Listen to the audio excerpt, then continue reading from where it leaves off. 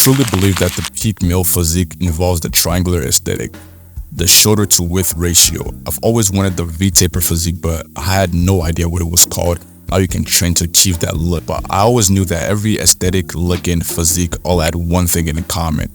It was that wide back and small waist. Science backed that this physique is biologically attractive. There was research done on people with this physique that proves that women find this physique to be attractive, mostly because it signifies a man that is a protector and able to pass on good genes. Now this physique can't just be achieved without knowing what muscles create the illusion.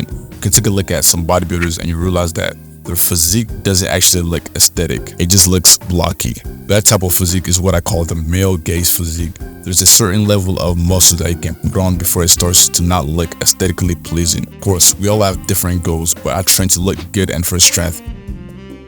So to achieve this physique, the three muscles you need to focus on are your lats, shoulders, and abs. I won't go into depth on training each muscle, but you can check out the in-depth videos I've made. The reason why training your back is so important is because you want it to be wider than your hips. There isn't any way you can control your hips since it's primarily due to your bone structure, which is because of genetics. So that's where building a wide lat come in. I've seen growth in my back thickness and width from doing pull downs and rowing. Moving on to your shoulders. This is where a lot of your emphasis should be placed on, especially if you're someone whose shoulders doesn't grow easily. The shoulders are mostly made of type 1 fibers, which are also known as the slow twitch fibers.